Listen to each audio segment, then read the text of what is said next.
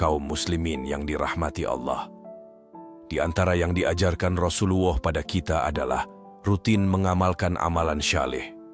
Meskipun amalan itu sedikit dan ringan, atau bahkan dipandang remeh oleh sebagian orang. Namun ternyata, tanpa kita sangka, ternyata amalan tersebut mengandung pahala yang besar. Inilah keistimewaan dalam agama Islam. Amalan yang sedikit malah diberi balasan yang besar. Amalan-amalan ringan yang dilakukan dengan penuh keikhlasan seringkali mendatangkan pahala yang besar di sisi Allah Subhanahu wa Ta'ala.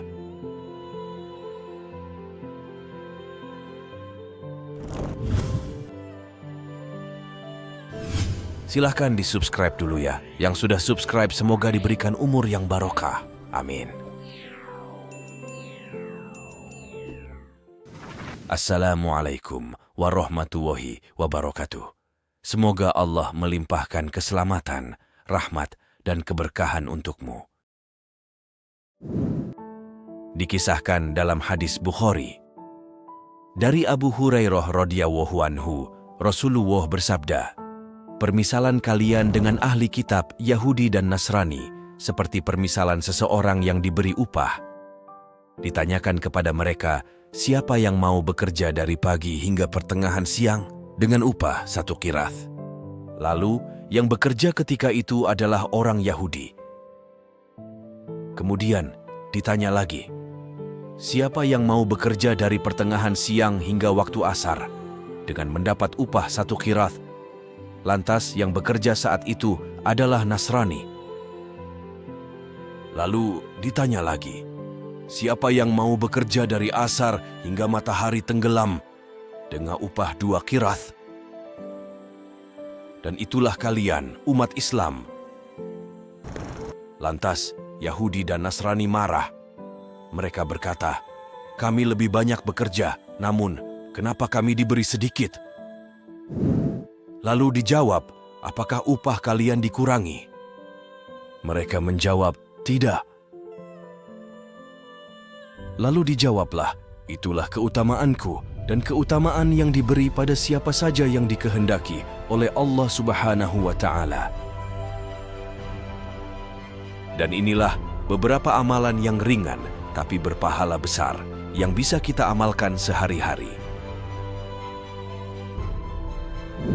Yang pertama adalah zikir subhanallah wa bihamdihi, subhanallahil azim. Rasulullah bersabda, 2 kalimat yang ringan di lisan namun berat di timbangan dan disukai Ar-Rahman, yaitu subhanallah wa bihamdih, subhanallahil azim, yang artinya Maha Suci Allah dan segala puji baginya, Maha Suci Allah yang Maha Agung.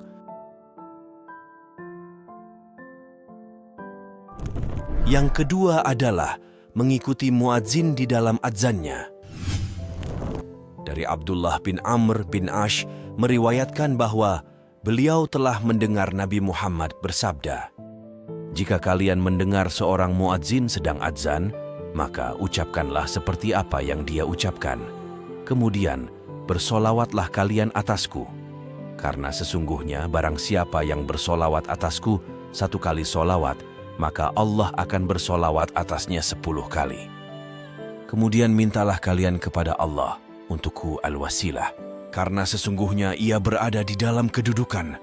Tidak pantas mendapatkannya melainkan untuk seorang hamba dari hamba-hamba Allah, dan aku berharap akulah orangnya yang mendapatkan itu. Maka barang siapa yang memohonkan untukku al-wasilah, maka halal baginya syafaat."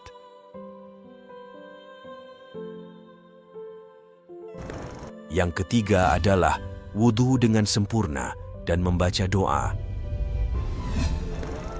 Dari Umar bin Khattab, Rasulullah bersabda, "Barang siapa yang berwudhu dengan sempurna, kemudian selesai wudhu dia membaca, Asyhadu an la ilaha illallah wa anna Muhammadan abduhu wa rasuluh, maka akan dibukakan untuknya pintu surga yang jumlahnya 8, dan dia boleh masuk dari pintu mana saja yang dia sukai." Yang keempat adalah membaca ayat kursi setiap selesai sholat dan ketika hendak tidur. Abu Umamah Al-Bahili berkata, Rasulullah bersabda, "Barang siapa yang membaca ayat kursi setelah setiap sholat wajib, niscaya tidak ada yang menahannya masuk melainkan kematian." Yang kelima adalah membaca Al-Quran. Dari Abdullah bin Mas'ud, Rasulullah bersabda, "Barang siapa yang membaca satu huruf dari Al-Quran, maka dia mendapat satu pahala kebaikan. Dan setiap satu pahala itu dilipatkan menjadi 10 kali. Yang keenam adalah bersolawat kepada Nabi Muhammad.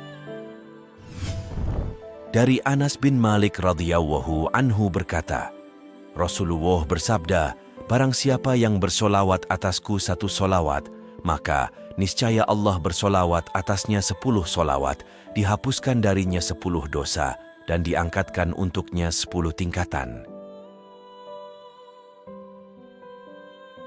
Yang ketujuh adalah 2 rakaat sebelum sholat subuh. Dari Aisyah, Rasulullah bersabda, 2 rakaat sebelum subuh lebih baik daripada dunia dan seisinya.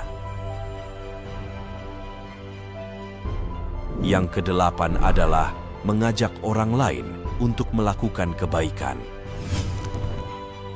Dari Abu Hurairah, Rasulullah bersabda, "Barang siapa yang mengajak kepada kebaikan, maka dia mendapatkan pahala sebagaimana pahala orang yang mengikutinya, tanpa mengurangi pahala mereka sedikit pun. Dan barang siapa yang mengajak orang lain untuk melakukan kesesatan dan maksiat, maka dia mendapat dosa sebagaimana dosa orang yang mengikutinya, tanpa mengurangi dosa mereka sedikit pun." Ketahuilah bahwa gaya hidup orang-orang yang diridhoi Allah adalah mereka yang senantiasa merasa sedih dan rugi jika ketinggalan ganjaran dan pahala. Semoga kita diberikan petunjuk oleh Allah untuk mengamalkannya setelah kita diberi petunjuk untuk mengetahuinya. Amin, amin, ya Rabbal Alamin. Wallahu a'lam bissawab. Wassalamualaikum warahmatullahi wabarakatuh.